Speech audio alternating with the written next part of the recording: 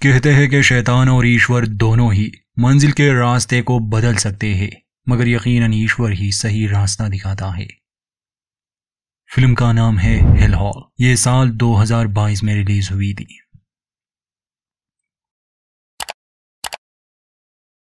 Poland, सन 1957। शुरुआत होती है एक प्रीस्ट से जो काफी डरा हुआ था। वो एक बच्चे को लेकर चर्च के अंदर दाखिल हुआ। उस बच्चे के सीने पर एक निशान था। प्रीस्ट के हिसाब से ये बच्चा जहन्नुम से आया एक शैतान है। वो एक प्राचीन खंजर निकालकर उस बच्चे को मारने ही वाला था, तभी उसे रोकने के लिए पुलिस आ गई। आज चांद ग्रहण भी था। प्रीस्ट बार बार कह रहा था कि तुम लोग नहीं जानते ये क्या है, मुझे मत रोको। और जैसे ही वो खंजर उठाता, मजबूरन पुलिस वालों को उसे शूट करना पड़ा। प्रीस्ट वहीं मारा गया और वो बच्चा जिंदा रहा।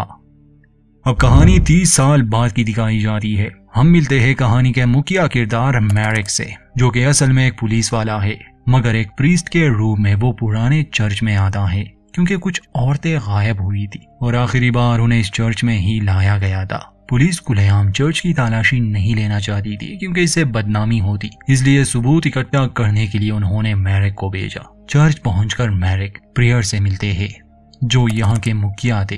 वो मैरिक को पूरा चर्च दिखाते हैं, जिसके बाद उसके सामान की तलाशी ली जाती है क्योंकि चर्च के नियम सख्त थे। मैरिक को कमरा दिखाने के बाद प्रेयर कहते हैं कि अच्छा यही होगा कि आप रात में कमरे से बाहर ना निकले क्योंकि रात को चर्च में घूमना सख्त मना है। मैरिक कहता है कि मैं इन बातों का ख्याल रखूंगा।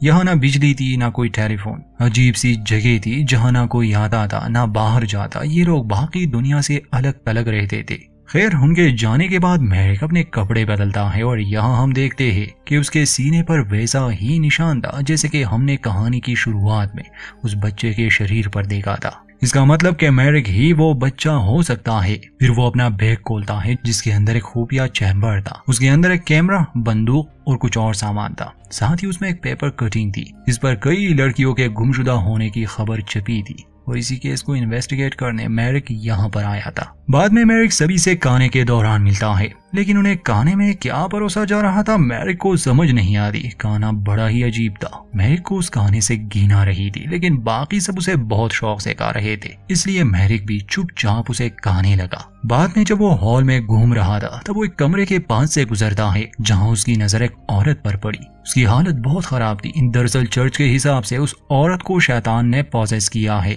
और चर्च के लोग तंत्र मंत्र से ऐसे लोगों का इलाज करते हैं, यानी एग्जॉर्सिज्म, या ये कहे कि अंधविश्वास। आज रात वो सभी उस लड़की का इलाज करने वाले थे, जिनमें मैरिक भी शामिल था, और वो ये सब पहली बार देख रहा था। उस औरत को एक कमरे में बेड से बांधा हुआ था। एक पादरी जिसका नाम प्योतर था, वो इस प्रक्रिया की फुटेज भी रिकॉर्ड कर रहा था। अब जैसे ही फादर ने बाइबल पढ़ना शुरू की, वो औरत बुरी तरह तड़पने लगी। वो जोर जोर से चिल्लाती है। उसके अंदर से अजीब आवाजें आ रही थी और बेड भी हिल रहा था। तब फादर उसके सामने क्रॉस लाकर प्रार्थना शुरू कर देते हैं, लेकिन उस क्रॉस में आग लग गई।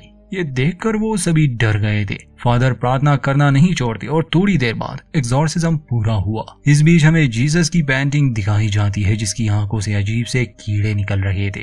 खैर, ये सब देखने के बाद मैरिक की तबीयत काफी खराब हो गई थी। वो बाथरूम में था तो उसका शीशा अपने आप ही टूटने लगा और उसके कमरे से भी अजीब आवाजें आ रही थी, जिससे वो काफी डरा हुआ था। वैसे तो मैरिक को इस सब पर विश्वास नहीं था। उसके हिसाब से सब धोखाधड़ी है और कुछ नहीं। इसके बाद वो हॉल में घूमने चला गया। वो एक कमरे के सामने रुक जाता है। असल में ये प्रेयर का कमरा था। इससे पहले कि वो अंदर जाए, पादरी डेविड उसे बताता है कि ये प्रेयर का कमरा है, बिना इजाजत के कोई भी अंदर नहीं जा सकता। इसलिए मैरिक बिना कुछ कहे वहां से चला गया। रात के खाने में उन्हें फिर से वही सड़ा हुआ मांस दिया जा रहा था जो सही से पका भी नहीं था। वहाँ एक नया लड़का था जिसे उसे कहानी से घिन आ रही थी। वो रो रहा था। प्रियर प्योतर को इशारा करके उसे उस लड़के के पास भेज देता है और उसके कान में कुछ कहने के बाद वो लड़का उस मांस को खाने लगा। खैर, इसमें तो कोई शक नहीं कि खाने में कुछ गड़बड़ थी, क्योंकि बाद में मैरिक भी उल्टी कर देता है, यहाँ तक कि उसका एक दांत भी गिर गया। मैरिक गौर से उसे देखने लगा। अजीब था कि उस दांत से एक मक्खी बाहर निकलती है। ये देखकर मैरिक काफी घबरा गया। अब आधी रात को चुपकर वो प्रेयर के कमरे में गया। कमरे के अंदर एक खुफिया दरवाजा था जहां बहुत सारी टेप रिकॉर्डिंग्स पड़ी हुई थी। ये उन लोगों की रिकॉर्डिंग्स थी जिनका अब तक ये लोग एग्जॉर्सिज्म कर चुके थे। इसके अलावा वहां शराब थी, म्यूजिक कैसेट्स और अडल्ट मैगजीन भी पड़ी थी, जिसका मतलब कि ये लोग बस धार्मिक होने का दिखावा कर रहे हैं। इसके बाद मेरिक उस जगह जाता है जहां उस लड़की पर एग्जॉर्सिज्म हुआ था। वहां बेड के नीचे उसे एक सिरिंज मिलती है, यानी उस लड़की को नशा दिया गया था या फिर कोई ऐसी चीज जिस वजह से वो पागलों जैसा व्यवहार कर रही थी। फादर ने जो क्रॉस इस्तेमाल किया था वो दरअसल एक लाइटर था और वहाँ एक बटन था जिससे बेड हिलता था। मतलब जो भी हुआ वो नाटक था, मगर वो लड़की असली थी, वो एक शिकार थी। इससे मेरिक समझ गया कि जो लड़कियां गायब हुई यहाँ के लोगों ने ही कुछ किया उनके साथ। अगली सुबह जब सभी प्रार्थना करने के लिए जमा हुए थे तो प्रेयर मेरिक को प्रार्थना करने के लिए कहता है। शायद उसे मेरिक पर शक हो चुका था। मेरिक कोई फादरी तो नहीं था। वो इंग्लिश भाषा में प्रे करने लगा तो प्रेयर उसे लैटिन भाषा में प्रार्थना करने के लिए कहता है, जिसमें मेरिक अटक रहा था। इसलिए उसकी जगह पियोतर प्रे करते हैं। दोपहर के खाने में फिर से वही मांस था। इस बार मेरिक को खाने में बाल भी मिलते हैं, जो देखकर उसे उल्टी आ गई। मेरिक जिस मकसद से यहाँ आया था, जल्द से जल्द उसे वो पूरा करना होगा। अब वो प्रेयर की नजर में आ चुका था, इसलिए अपने कमरे में जाकर उसने पेपर कटिंग जलाकर बंदूक अपने पास रख ली ताकि समय आने पर वो अपनी सुरक्षा कर सके। बाहर आकर वो देखता है कि कुछ प्रीस्ट मिलकर कब्र खोद रहे थे, क्योंकि जिस लड़की का एग्जॉर्सिज्म हुआ था शायद वो मर चुकी है। रात में मेरिक उस जगह जाता है जहां बाकी लोगों को पागल बना के रखा हुआ था। उनमें मर्द और औरतें दोनों ही थी। इनके हिसाब से ये वो लोग हैं जो शापित है। उस समय पियोतर मेरिक को देख लेता है। वो चुपके से उससे बात करने आया। कहता है कि यहाँ सब जान गए हैं कि तुम यहाँ सबूत ढूंढने आए हो, लेकिन यहाँ से निकलना मुश्किल है। मैंने भी कोशिश की थी एक बार। जो यहाँ आ गया वो बाहर नहीं जा सकता, इसलिए अगर जिंदा रहना है तो कोई सवाल मत करो और जितना कहा जाए उतना करो। तब मेरिक उसे बताता है कि मैं कोई प्रीस्ट नहीं हूँ, एक पुलिस वाला हूँ। इस गांव से 8 लड़कियां लापता है। कहा जाता है कि उन्हें एग्जॉर्सिज्म के लिए यहाँ भेजा गया था। पुलिस इस मामले में सीधी कार्रवाई नहीं कर सकती, इसलिए मुझे बेस बदलकर आना पड़ा और मैं जानता हूँ कि ये तंत्र मंत्र सब धोखा है। तो पियोतर कहता है कि फादर ऐसा पैसों के लिए करते हैं ताकि वेटिकन से उन्हें पैसे मिलते रहे। बाद में वो कह देते हैं कि तंत्र क्रिया के दौरान वो औरतें पागल होकर मर गई, लेकिन असल में उनके साथ क्या होता है मैं खुद भी नहीं जानता। मेरिक उससे वादा करता है कि मैं तुम्हें यहाँ से निकालूंगा। इसके बाद मेरिक दोबारा से चर्च के कमरे में जाकर उसकी जांच करता है। एक अलमारी के पीछे उसे एक बड़ा सा हॉल दिखा। उसके अंदर से मेरिक को लकड़ी में लिपटे हुए दांत और एक आंख मिलती है। तभी वो आंख अपने आप ही हिलने लगी। डर के मारे मेरिक उसे फेंक देता है और इसी के साथ वो उल्टियां करने लगा जिसमें मक्खी आती। मेरिक को अपने सामने कोई चीज दिखती है। वो सहम गया, लेकिन अगले ही पल वो गायब थी। वो उस आंख को कुचलकर अपने कमरे में चला जाता है। रात होने पर वो चर्च के कब्रिस्तान में गया। वो उस कब्र को खोदने लगा जहां उस लड़की को दफनाया था, लेकिन जब मेरिक उसका ताबूत खोलकर देखता है तो वो खाली था। अब मेरिक हैरानी से ये मंजर देख ही रहा था कि तभी डेविड पीछे से आकर उसे पकड़कर बेहोश कर देता है। होश में आने पर मेरिक देखता है कि उसे उसी के कमरे में बेड से बांधा गया है और डेविड वहीं सामने बैठकर पहरा दे रहा था। कुछ देर बाद प्रेयर उस कमरे में आते हैं। वो मेरिक के लिए 4 अलग अलग बर्तनों में खाना लाए थे। उसके लिए प्रार्थना करने के बाद फादर मेरिक को वो खाना खाने को कहते हैं, लेकिन वो इनकार कर रहा था। वो उनसे पूछता है कि आखिर ये क्या चीज है जो तुम 4 अलग अलग बर्तनों में भरकर लाए हो, लेकिन प्रेयर उसकी बात का कोई जवाब नहीं देता और फिर जबरदस्ती उसे वो खाना खिलाया जाता है। रात में पहरा देते हुए डेविड की आंख लग गई और इसी बात का फायदा उठाकर मेरिक खुद को खोल देता है, लेकिन तब तक डेविड भी जाग चुका था। फिर इन दोनों में हाथापाई हुई जिसमें मेरिक अपनी बंदूक उठाकर डेविड को तो मार देता है। कमरे से निकलने के बाद वो सबसे पहले रसोई में जाता है ताकि वो जान सके कि उसे खाने में क्या दिया जा रहा था। मेरिक वहाँ के स्टोर रूम का दरवाजा खोलता है तो उसके होश उड़ जाते हैं, क्योंकि वहाँ बहुत सारी औरतों की कटी हुई लाशें लटकी हुई थी और इतने दिनों से ये सब जो खाना खा रहे थे वो इन्हीं औरतों का मांस था। ये सब वही औरतें थी जिनके गायब होने की खबर मेरिक को मिली थी। तभी वहाँ पियोतर भी आ गया और ये सब देखकर उसके भी होश उड़ गए।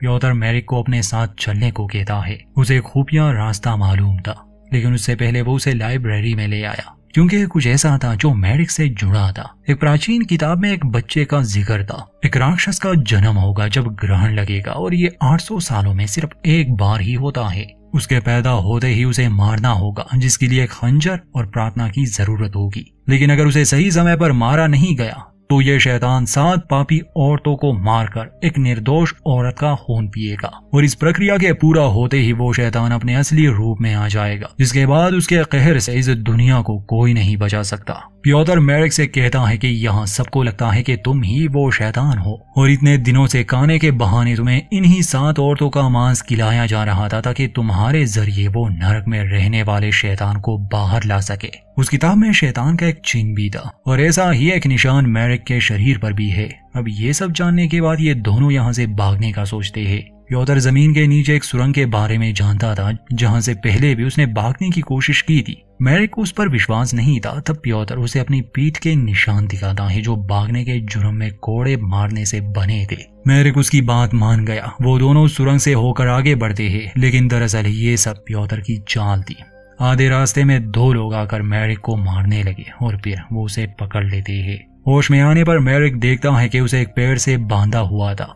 प्रियर उसे बताते हैं कि उसका यहाँ आना कोई इत्तेफाक नहीं था, बल्कि उन्होंने पुलिस वालों को रिश्वत दी थी ताकि वो मैरिक को ये केस दे। वो कहते हैं कि शैतान बुरा नहीं होता, इंसान होता है, इसलिए सजा तो मिलेगी। वो एक कुएं की तरफ इशारा करते हुए कहते हैं कि ये सीधा नरक की तरफ जाता है, इसलिए हमने अपना चर्च भी यहीं पर बनाया। 800 सालों तक हमने तुम्हारा इंतजार किया। प्रक्रिया पूरी होते ही नरकराज यानी शैतान तुम्हारे शरीर में दाखिल होगा और फिर इस दुनिया की शक्ल बदल जाएगी। वो इस दुनिया पर राज करेंगे और हम उनके दूत बनेंगे। यानी ये लोग दरअसल ईश्वर को नहीं बल्कि शैतान के पूजने वाले थे। थोड़ी देर बाद ये लोग उस निर्दोष लड़की को लाकर उसका गला काट देते हैं, क्योंकि उसका खून मैरिक को जो पिलाना था वो सब भी उसका खून एक एक करके पीने लगे। जिसके बाद प्रियर मैरिक को उसका खून जबरदस्ती पिला देता है। मैरिक मरना नहीं चाहता था, वो ईश्वर से प्रार्थना करता है, लेकिन कोई फायदा नहीं था। इसके बाद ये सब मिलकर शैतान को बुलाने के मंत्र पढ़ने लगे, लेकिन बहुत देर तक मंत्र पढ़ने के बाद भी वहाँ कुछ नहीं होता। ये देखकर मैरिक उन पर हंसने लगा, क्योंकि वो एक पुरानी किताब पर विश्वास कर बैठे। किसी को भी समझ नहीं आती कि ऐसा क्यों हो रहा है। वो सभी निराश थे।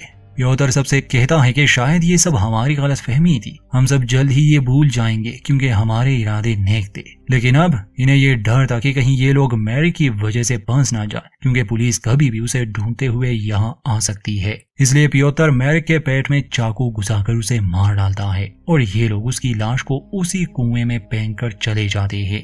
वहां से आने के बाद प्रियर बहुत सारी शराब पीते हैं। वो निराश थे क्योंकि उनकी इतने साल की मेहनत बर्बाद हो गई। इस बीच वहां दीवार पर लगा क्रॉस अपने आप ही उल्टा हो गया, जिसे उसने नहीं देखा। तब पियोतर उसके पास आकर उसे एक सोफे पर लिटा देते हैं। फादर कहते हैं कि मैं आज शैतान का दूत बनने वाला था, लेकिन अब देखो मैं कुछ नहीं। तब पियोतर प्रियर के मुंह पर तकिया रखकर उसकी जान ले लेता है। शायद पियोतर को उन पर गुस्सा था, क्योंकि उसने उन सभी की जिंदगी बर्बाद की और उसके कहने पर वो बिना कुछ सोचे समझे ये सब कर रहे थे। उन्हें मारने के बाद पियोतर सबसे झूठ कहता है कि ज्यादा शराब पीने से इनकी जान चली गई। इसके बाद ये लोग उन औरतों के शरीर को भी जला देते हैं जिनको इन्होंने मारा था, ताकि अगर पुलिस इस जगह आए तो उन्हें कोई सबूत ना मिले। तभी हम देखते हैं कि प्रियर के शरीर से एक मक्खी बाहर निकलती है, जो वहां से उड़कर उसी कुएं में जाकर मैरिक के लाश में चली गई। और तभी मैरिक जिंदा हो जाता है। धीरे धीरे उसका शरीर किसी और चीज में बदलने लगा। इस बीच सभी पादरी प्रेयर के लिए प्रार्थना कर रहे थे। तभी हम देखते हैं कि पियोतर का शरीर धीरे धीरे हवा में उड़ने लगा और फिर उसका शरीर पूरी तरह से मक्खियों में बदलकर गायब हो जाता है। तभी उस सुरंग से एक भयानक राक्षस बाहर आते हुए दिखाई दिया और ये और कोई नहीं बल्कि वही शैतान था जिसे ये लोग बुलाने की कोशिश कर रहे थे। हम बाकी पादरियों के शरीर भी एक एक करके उल्टा लटक जाते हैं और यकीनन उनकी भी भयानक मौत हुई। हम देखते हैं कि चर्च में जो भी चीज जिंदा थी वो मरने लगी और जो चीज मुरझा चुकी थी उसमें एक नई जान आ गई। अब जब वो शैतान जीसस के स्टैच्यू के सामने आया तो स्टैच्यू का चेहरा भी उसकी तरफ मुड़ जाता है। चर्च के बाहर सब कुछ उल्टा था और आसमान से वही काला पदार्थ चर्च के ऊपर गिरने लगा। शायद ये जहन्नुम का दरवाजा था जो अब खुल चुका है। और इसी के साथ द हेल हॉल नामी फिल्म का अंत होता है। दोस्तों, ये फिल्म नेटफ्लिक्स पर अवेलेबल है और हॉरर जॉनरा में ये काफी बेहतरीन मूवी है। देखने का मौका मिले तो देखें जरूर। मिलते हैं किसी और कहानी में।